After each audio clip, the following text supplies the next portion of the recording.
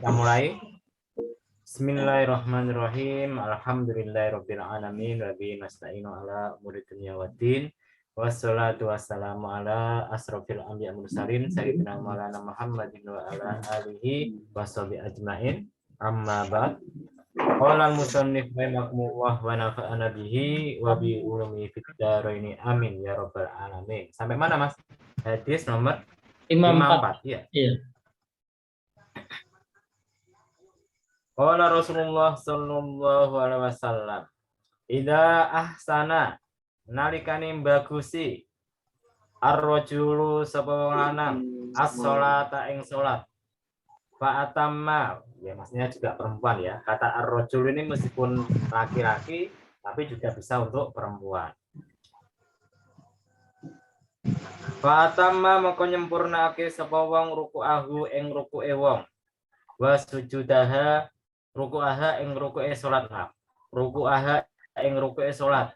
Wa sujudaha lan sujude salat. Qala ngento as-sholatu apa salat? Hafidhu kamu Allah sapa Allah kama kaya perkara kama hafid tani kan kaya perkara kama hafid tani kaya oleh jaga sira ing ingsun. Kama hafid tani kaya oleh jaga sapa sira ing ingsun. Fatur fa'u maka den angkat apa salat. Wa idza asaa lan nalikane gawe ala sapa wong as-sholata ing salat. Falam yutimma maka ora nyempurnakake sapa wong ruku'aha ing ruku'e salat. Wa sujudaha lan sujude salat. Qala ngendika apa as-sholatu apa salat doya aka mugi-mugi nyake mugi-mugi nyake ka ing sira sapa Allah kama doya tani kaya oleh nyake sapa sira ni ing ingsun. Fatulafu maka den lipat den lempit apa salat kama yulafu kaya oleh den lempit apa as-saubu apa klambi al-khalaqu kang amoh. Fayudrabu maka den pukul biha lawan salat apa wajuhu apa wajahu. Rawahu ngriwatake hadis sapa at-Tayalisiyu sapa Imam Talasi an ibadah ni somiti saking ibadah bin somit. Jadi ini menerangkan masalah salat. Apabila ada seseorang entah laki-laki entah perempuan itu kemudian sholat dan dia sholatnya bagus. Bagusnya gimana? Dia menyempurnakan rukuknya. Nah, kalau ikut fikih itu rukuk yang sempurna itu gimana? Jadi kalau tangan Anda, kedua tangan itu megang lutut Anda, kemudian punggungnya itu lurus, kepalanya pun lurus dengan punggungnya. Bahkan ke sebagian riwayat itu kalau ada Kanjeng Nabi sholat itu seandainya ada orang naruh gelas di atas punggung Kanjeng Nabi itu enggak jatuh. Saking lurusnya punggung Rasulullah dengan kepalanya sejajar. Demikian pula dia menyempurnakan sujudnya.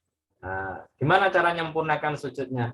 Kalau laki-laki ya intinya laki-laki perempuan sama, intinya itu harus menempatkan dahinya, kemudian kedua tangannya, kemudian kedua lututnya, kemudian kedua jari-jari kakinya. Jadi 7 anggota tubuh itu harus nempel semua di tanah. Nah, kalau laki-laki dianjurkan benggang, tangannya dibenggang kayak gini. Oh, kalau perempuan dianjurkan itu agak tangannya merapat. Ini cara menyempurnakan rukuk semacam itu. Maka kalau kita menyempurnakan sholat, entah rukuknya, entah sujudnya, kalau bisa ya tumakninah. Kalau ikut sebagian ulama itu supaya sholatnya itu bisa khusyuk, bisa sempurna, itu adalah tumakninah yang paling penting. Tumakninah itu kira-kira kalau Anda habis bergerak kemudian berhenti, maka itu kadarnya kalau nggak salah itu subhanallah atau yaitu subhanallah. Nah, itu berarti Anda sudah tumakninah. Tapi kalau misalkan Anda habis mau rukuk kemudian langsung baca subhana rabbiyal Subhana rabbiyal azimi, ya langsung baca berarti belum tumakninah. Jadi sebelum baca itu Anda rukuk dulu, tumakninah dulu. Kemudian tidak sebelum baca tumakninah dulu. Kalau Anda bisa tumakninah, insya Allah itu sholatnya bisa khusyuk. Insya Allah. Yang kedua, sholatnya akan sempurna. Jadi kadang kan orang itu salah satu kekurangannya itu kalau habis rukuk itu kemudian tangannya ubah-ubah. Habis rukuk tangannya ubah-ubah. Nah, maka itu bisa membatalkan sholat ikut mazhab Syafi'i karena bisa lebih dari 3 gerakan. Jadi kalau habis sholat ya habis rukuk berdiri tangannya ya langsung jempolnya taruh di pinggang, jadi tidak gerak-gerak. Jangan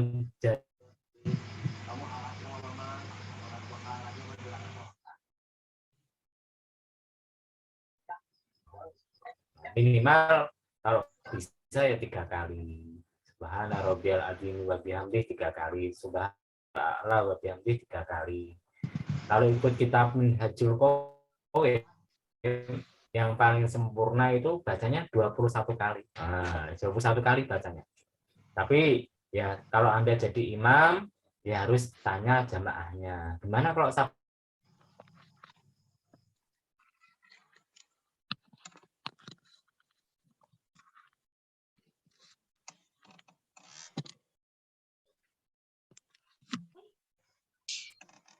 Putus ya?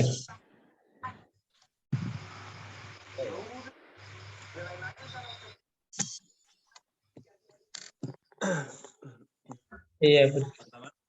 Ini cilik pertama nih.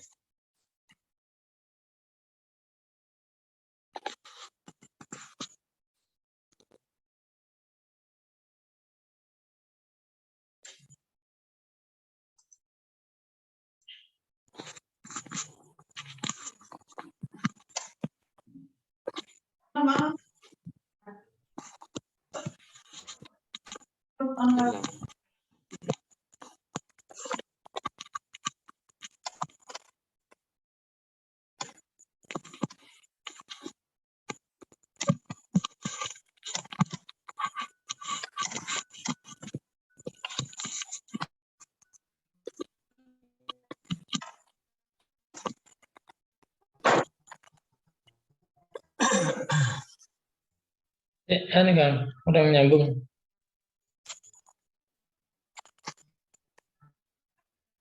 Anu ya, putus ya.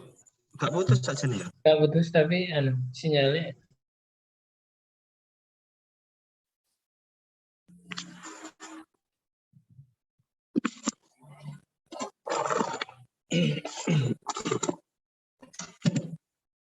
Wes ganti lah Pak Farid.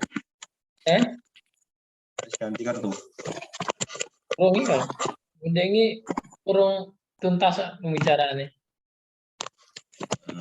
Gak gelem sih. Gak gelem ngerepot ke wah piye nanti.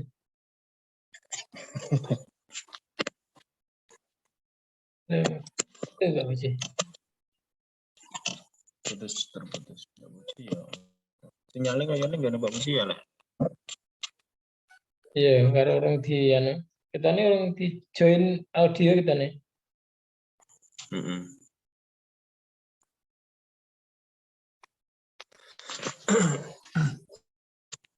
Mungkin selamatnya keturun apa piye tak WA yo. Anu turun dibuka ya. Lampunya kan mati mau terus kenaan gitu nih. Mati. Adem-adem kan hujan kan, kena hujan kan?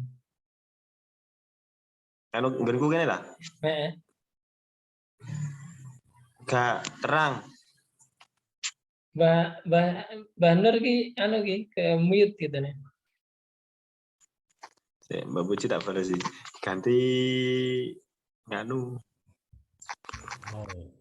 Oh ini Pak Farid. Salah. Tak kepencet Pak. Oh. Unmute Pak. Itunya di unmute dulu Pak.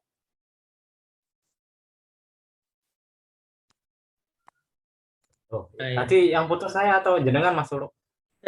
Sampai Pak Farid ya? Saya. Iya. Oh iya, ini pakai hotspot HP saja dulu. Wifi-nya mungkin banyak yang pakai. Oh Dan iya. tadi jaringannya memang kurang bagus. Kita teruskan sampai mana tadi? Baru sampai sempurnanya sholat, Pak. Belum. Oh ya. Jadi tadi saya tak terangkan bahwasanya Cukup ya. rukuk itu kalau ingin sempurna itu tadi punggungnya itu harus lurus sama kepalanya. Jadi Kanjeng Nabi itu kalau sholat seandainya ada orang naruh gelas di atas punggungnya itu tidak jatuh. Itu caranya semacam itu. Kemudian kalau kalau sujud itu caranya 7 anggota tubuh itu harus menempel di tanah, yaitu pertama dahi, yang kedua telapak tangan, yang ketiga lutut. Lutut kan 2 loh. Telapak tangan 2 berarti sudah 4, dahi 1, 5, sama jari-jari kaki yang bagian dalam menyentuh tanah. Jadi 7 anggota tubuh itu. Kalau laki-laki sunahnya tangannya dipenggangkan, kalau perempuan sunahnya tangannya direkatkan. Gitu, rekatkan. Ini kalau pengen sempurna. Kemudian kalau ketika ruku, i'tidal, sujud, duduk di antara sujud, jangan langsung baca. Jadi ketika Anda ruku harus cuma ninah dulu. Cuma ninah itu berdiam diri sebentar. Kira-kira ucapan subhanallah. Nah, subhanallah kira-kira semacam itu. Kalau ikut kitab Minhajul Qawim, kalau Anda ruku itu dianjurkan baca subhana rabbiyal adzim wa bihamdi sebanyak 21 kali. Minimal 3 kali. Kalau ingin ikut kitab itu 21 kali. Tapi ini dianjurkan untuk orang yang sholat sendiri. Tapi kalau Anda sholat jamaah ya nunggu persetujuan jamaah. Boleh enggak baca 21 kali? Lama loh 21 kali itu. Karena semacam itu. Itu kan kualitas orang sholat zaman sekarang dengan zaman dulu kan berbeda. Contohnya apa? Contohnya para sahabat zaman dulu itu enggak banyak sholatnya. Enggak banyak sholatnya. Sholat taraweh pada awal-awal sebelum Umar bin Khattab bikin jamaah taraweh itu cuma 8 rakaat. 8 rakaat tapi lamanya bukan main. Habis sholat isya jam berapa ya? Kurang lebih sholat isya-nya jam 10, nanti selesainya sekitar jam 1 atau jam 2. 8 rakaat Mas, bayangkan. 1 rakaatnya berarti yang dibaca apa saja itu. Bahkan sampai lamanya itu ada salah satu istri Kanjeng Nabi itu kalau sholat itu dia bikin tali di antara 2 tiang, kasih tali, kemudian kalau dia capek pegangan di tali itu. Saking lamanya sholatnya. Zaman sekarang Anda bikin terawih jam 9, misalkan jam 8 bikin terawih, selesai jam 11 buyar jamaahnya. Jamaahnya buyar. Karena kualitas kita dengan zaman dulu itu berbeda. Kita teruskan. Jadi kalau ada orang memperbaiki sholatnya, rukuknya, sujudnya, maka sholat itu akan berdoa nanti di hari kiamat. Ada 2 versi. Versi pertama itu mengatakan sholat itu diwujudkan menjadi benda. Maka sholat itu akan mendoakan hafidhakallahu kama hafidtani. Ya, mudah-mudahan Allah menjaga kamu seperti halnya kamu menjaga saya. Kemudian sholatnya pahalanya diangkat ke atas menuju Allah SWT. Tapi kalau ada orang kok sholatnya tidak karuan, tidak tahu rukunnya, tidak tahu sunnahnya, tidak tahu yang batalkan. Kemudian salah satu sholat yang paling dibenci Kanjeng Nabi itu sholatnya seperti ayam. Sholat seperti ayam itu apa? Ngutul. Sujudnya langsung cepet, rukuknya cepet. Nah, kan ada kan? Kalau Anda ada percaya dia di YouTube sholat taraweh kilat, wah itu langsung tul lah, itu udah dibenci Kanjeng Nabi semacam itu. Meskipun cepet ya dibenci. Kenapa? Karena tidak tumakninah. Kan gitu kan, tidak tumakninah. Maka kalau orang sholatnya tidak karuan semacam itu, tidak dijaga, apalagi tidak tambah tidak sholat, ya, maka sholat itu akan dirupakan menjadi makhluk, kemudian apa namanya mendoakan apa namanya doya akallahu kama doya tani. Mudah-mudahan kamu itu disia-siakan sama Allah seperti halnya kamu menyia-nyiakan kena saya. Kemudian sholat itu akan dilipat, kemudian dilemparkan ke wajahnya orang yang sholat tadi. Anda dilempar benda atau makhluk kan ya sakitnya bukan main. Ini penafsiran pertama, sholat dirupakan menjadi benda atau makhluk. Ada penafsiran yang kedua.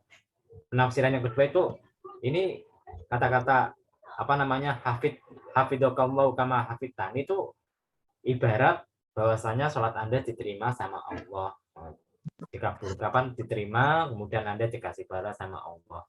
Bukan berarti kemudian sholat diwujudkan. Nah, ini penafsirannya. Jadi intinya kita harus menjaga sholat kita, karena sholat itu adalah awaluma yuhasabu bil abdu yaumal qiyamah. Perkara yang paling pertama dihisab oleh Allah di hari kiamat. Kalau bagus ya bagus, amal yang lain ikut bagus. Tapi kalau jelek, amal yang lain ikut jelek. Bagaimana kalau sholat jamaah, sholat fardunya kurang bagus, nanti akan dicari dia punya sholat sunnah atau enggak. Kalau punya sholat sunnah, ditampili dengan sholat sunnah tadi. Kemudian hadis ini diriwayatkan oleh Imam At-Toyalisi, ikut Imam Suyuti itu katanya sahih, tapi ikut peneliti hadis yang lain ternyata ada dua rawi yang doif. Rawi pertama ini disepakati doif, rawi yang kedua diperselisihkan. Ya intinya hadisnya doif gitu aja lah intinya. Tidak sesuai dengan penilaiannya Imam